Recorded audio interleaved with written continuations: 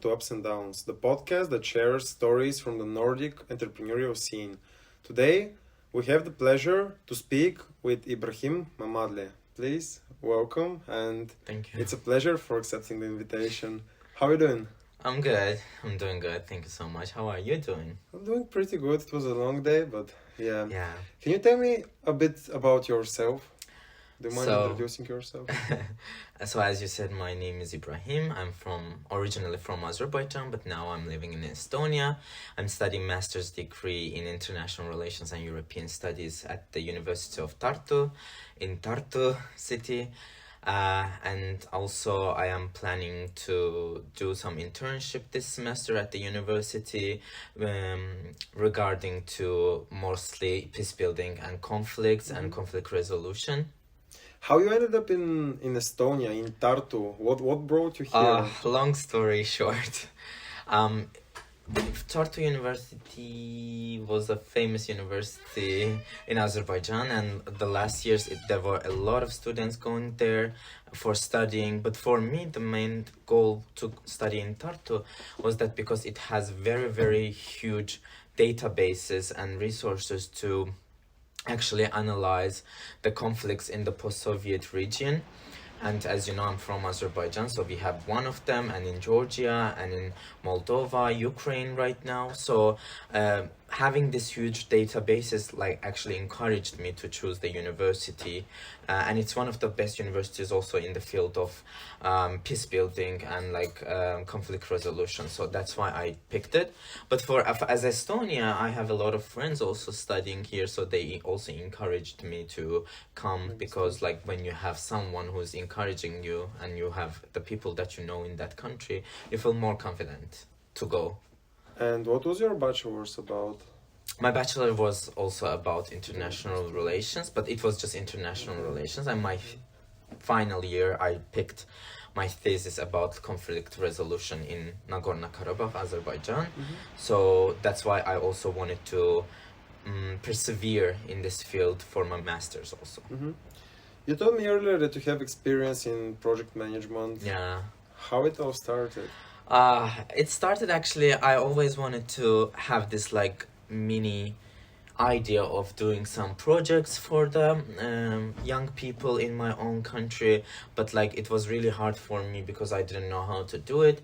So somehow I found this Erasmus Plus project about training, TOT, and they told me actually how to be a trainer first. TOT is training of Yeah, trainers. training of trainers. So they taught me how to be a facilitator in this kind of discussions, and also trainer to train young people. And after that, they said that we also have this project management courses, and project management in project also in Georgia. So I went to Georgia to study that, and I learned how to write projects and how to find people who can help me to bring up the budget of the project and write the project, submit it. And that's how I started to write projects with my friends mostly and with my group mates. Then it got better and better. So then I started to work with my local youth house to write projects for them. Was this in Azerbaijan? Yeah, this was in Azerbaijan, in a small town, but the town was on the border with Nagorno-Karabakh, so it was conflict affected area, conflict affected area. So it was very important for me to both see the area and the people's opinion about the conflict and stuff, and also do some projects funded by mostly European Union to maybe sparkle people's mind, if I could or if I can. Thanks for sharing that. And do you have any future plans on continuing facilitating projects? Yeah, I have future plans to do it. Actually, that's why I would like to do this internship in my university, because it's the internship in project assistant.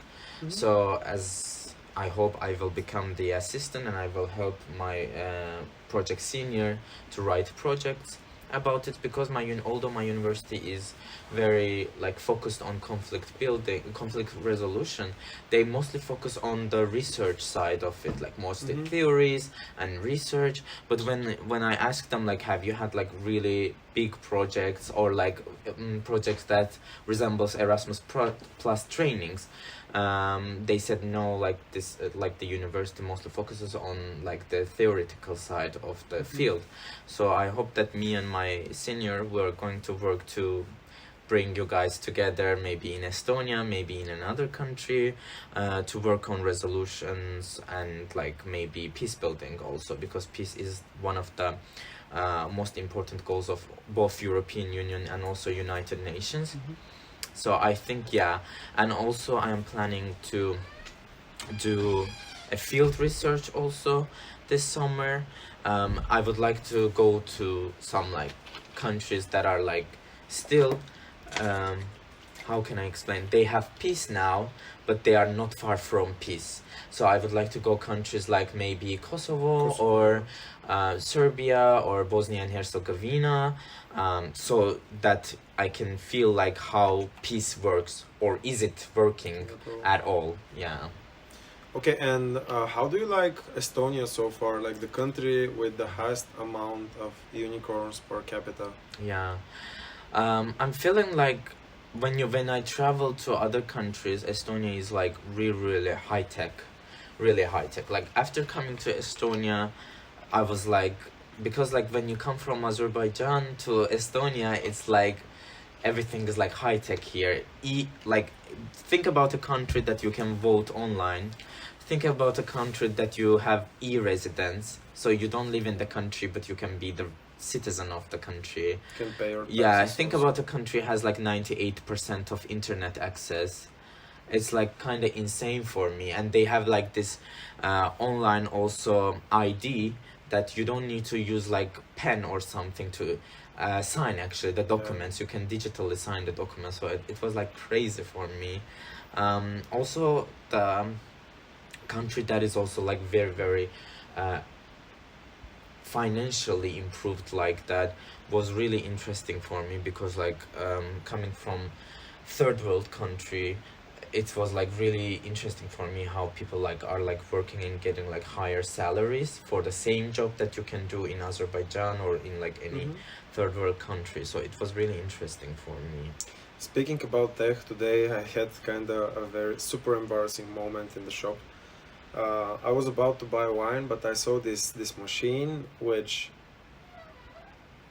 summarized. I would say that it pours shots, and Yeah. yeah, I followed the menu. It was a little bit on the complicated side, I would say, and yeah, literally, like I put it, and then I thought like, oh my god, maybe like there is no more wine in it. Yeah. Then like remove the cup, and then yeah, you can guess I was Yeah. there was wine all over me, and yeah, like the shop employees. And also, yeah, and also I love like how they are like very distant about like communicating. For example, wherever you go, you have self checkout, so you don't actually need to talk to anyone. You can go inside a market and go out without like saying even a word. And sometimes this goes for the same for restaurants and cafes. So it's very interesting for me to having this like high technology in everywhere, that you don't do like basically don't do anything, like you don't have to say anything actually, you don't have to contact with a human being, and you can do anything like either online or with like robots, or like if you walked in Tallinn, maybe it's in the city center you wouldn't see that much, but like when you go out of the city you can see these little robot machines that are actually delivery machines, and they deliver groceries or food to houses, and they're like really sensitive. Like whenever you pass like next to them, they're gonna stop and wait for you to pass and go, then they will move again. So they are also super safe.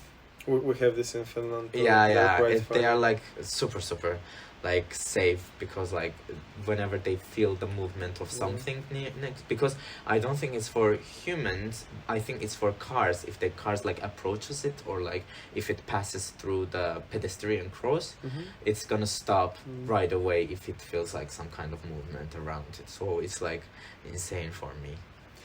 Jumping from topic to topic, I want to speak about communities. How important is it to have a community, and do you have a community in Tartu? Yeah, I would say that finding a community is really hard in Estonia. I would like to start with that, especially when you are coming from a country and a nation that values family, community, and like this wholesome of the nation. And I'm sure that most of you guys listening to us, you would feel that because like you are in this country that has like 1,000 people weddings and like this kind of community building activities and stuff, and you come to Estonia and you don't even have to say hi to people because of like this high technology, and also because of I think the characteristic of the people. They are very distant and they are tend to say less words and mean much. So yeah, finding a community is really hard here, but like there are two things that I can recommend. The first thing is like Estonians are like very friendly people actually inside, but you have to crack open their shells. If you can open their shells, if you can like go into their world, they're gonna open their houses to you, they're gonna open their hearts to you, they're gonna help you, they are very helpful. The second thing is like maybe find your own community if you don't find like Estonian community. For example, a lot of people coming from my country, they try to only communicate with Azerbaijani people to have this like familial community, and also they most of the time they help each other, they recommend something or they give advices. So if you cannot find, because it's I know like it's really hard to find a community, so if it's really hard for you, you can build up your own community based on your own nationality or based on like the nationalities that your culture is like very similar to. Yeah. Again, jumping from topic to topic, I had the question in my mind.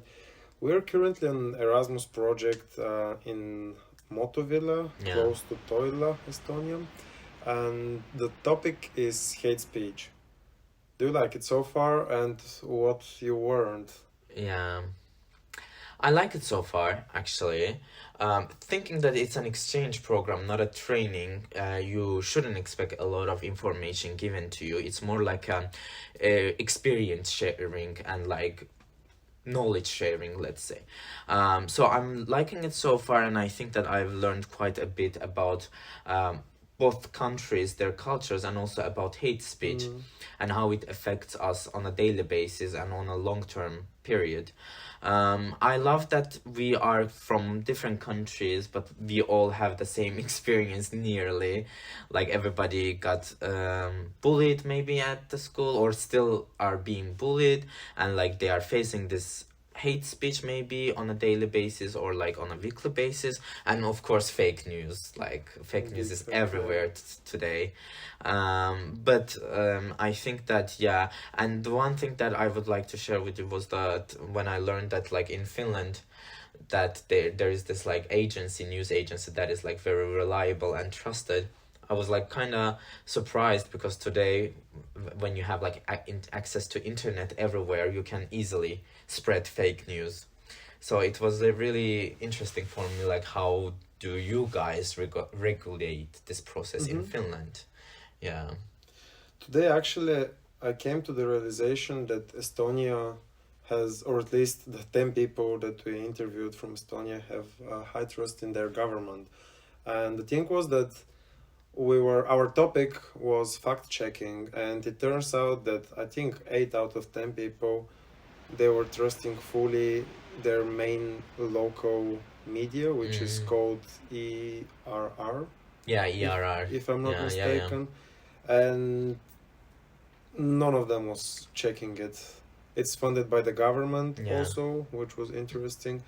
Yeah, the other two people were actually more on the elderly side, and they had Russian roots, so to say, Yeah.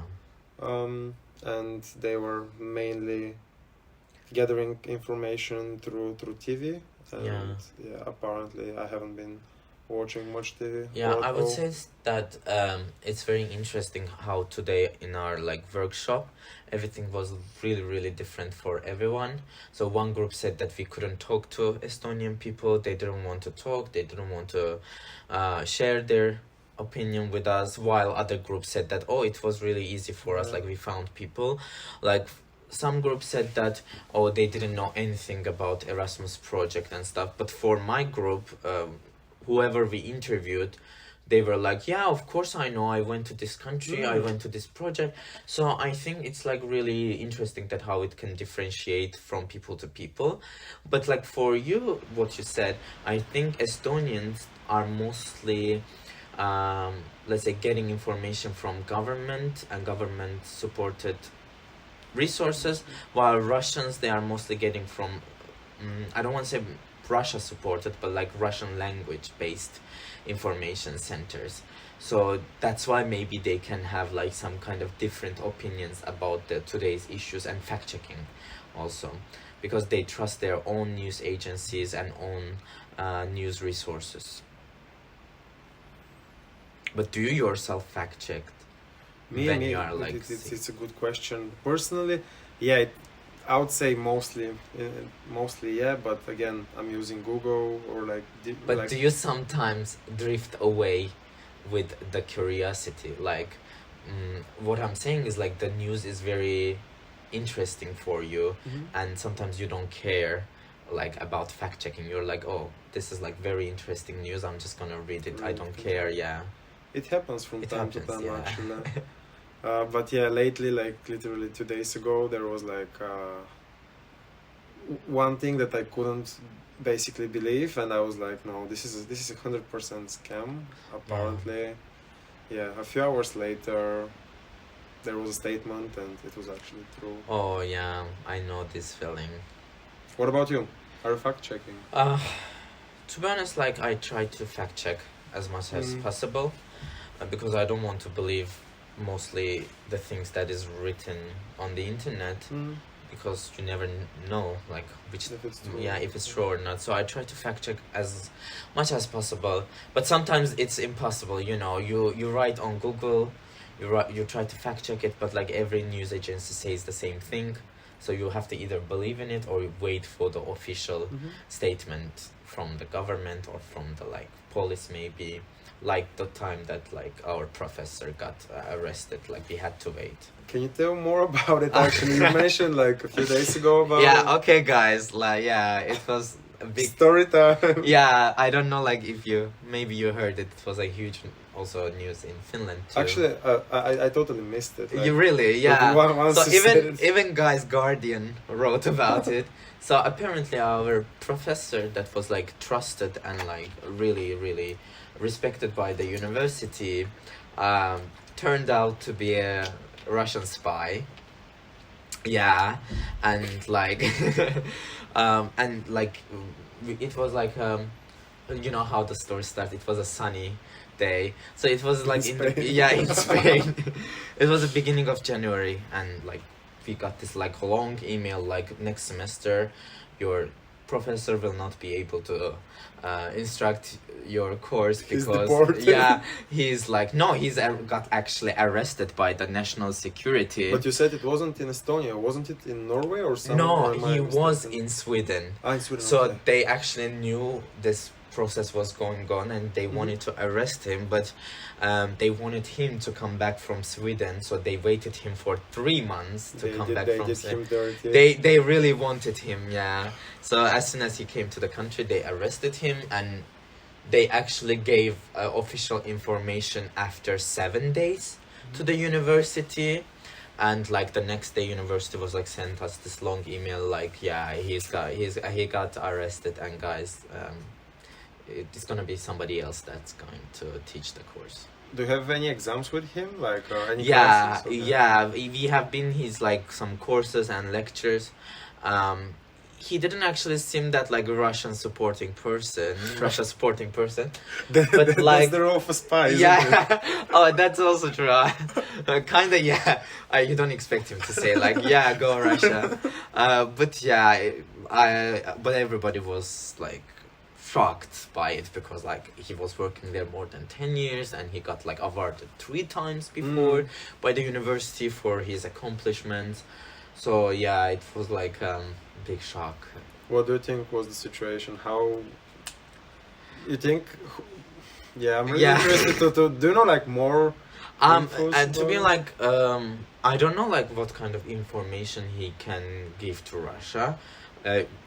After all, he is a university professor, but that was my initial thought. But like then thinking on like he had like all the data of the university students and the professors and the exchange students and other stuff. And also, as far as I know, like Russia is very much interested in also soft power, so maybe it needed some curriculum about what they are teaching about Russia in the university, or how they are promoting or de-promoting Russia in the university or not. Because like as you know, Estonia, especially my University Tartu, they are like against Russia and Russian propaganda. So like heard about it, yeah, so it's like really interesting for me. But like unfortunately, it's not like regular arrest by police. It's like national security system. So you actually don't know like what kind of information he can give them because it's like top secret for them. The only thing you can know is like he's arrested because of these things, and he's not gonna come out soon. like yeah anytime soon. Estonia feels like a safe place for now. Yeah, it does. Okay. So I wanted to ask you about one book recommendation regarding of the genre. Yeah. What's your favorite book? Fictional book, I would say like my favorite book of all time has always been Anna Karenina, by Tolstoy. But like if you are, because it's like about entrepreneurship and like about like success and ups and downs, I would say that for me my favorite book is Atomic Habits. From James Clear. Yeah, and like I would say that guys, if you haven't read that book, go read it twice, read it 3 times. And like I have read like really good books about like self-improvement, like how you can, Dale Carnegie's book, especially how you can get friends, and also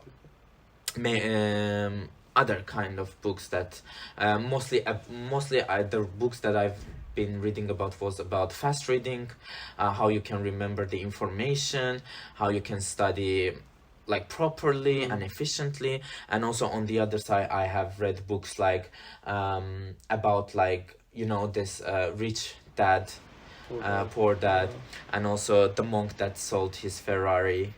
You know this book? Yeah, Yeah, Robin I read Sharma. it when I was, I Yeah, think, yeah. way too young. I Way wasn't too young. Yeah, prepared it was for like, yeah.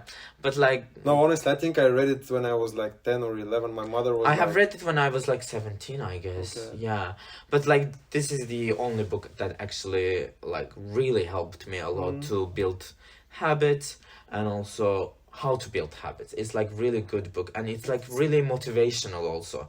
Because like when you think about it, like I had this quote from that book saying that if you're gonna do something 1% better, it's at the end of the year it's gonna be really go high. But if you do something 1% less, it's gonna come to 0. So it actually gave me this like idea that it doesn't matter how you do it. If you do it every day and if you do it constantly, you're gonna reach that goal one day. Like it doesn't matter. So yeah, my one and only book recommendation can be like Atomic Habits. If you haven't read that, go buy the book, download it, listen to audiobook if you want, and like just share it also with other people, but like after reading it, of course. I haven't mentioned, but actually, exactly around a year ago, I've been asked literally the same question by a superhuman, Okay. like a podcast that I'm following in Bulgaria, and the answer was also Atomic Habits from James Clear. Yeah, It's a great book. yeah. Yeah, and thank you very much. Thank Do you want anything else to share, add? No, I don't have anything to add, but like I just want to thank you to invite me. I'm very honored to be invited to this program of yours and also talk about my experience. And I hope that you enjoyed it, and I hope that you yourself enjoyed it. And I hope that you're gonna have like a lot of people that are like that can tell you a lot of stories about their life, especially in different countries, maybe. Do you have anyone in mind that I can invite actually to the podcast? Maybe the professor that got arrested. You can invite him and you can ask some questions. Oh like, my god. Because I think this program should not be only about ups. Yeah. Sometimes it should be about downs too. Yeah. Maybe we have to do a Yeah. geo visit. Yeah, national security. Okay. All right. Thanks again. Thank you so much. And thanks for listening or watching. Have a great rest of the week.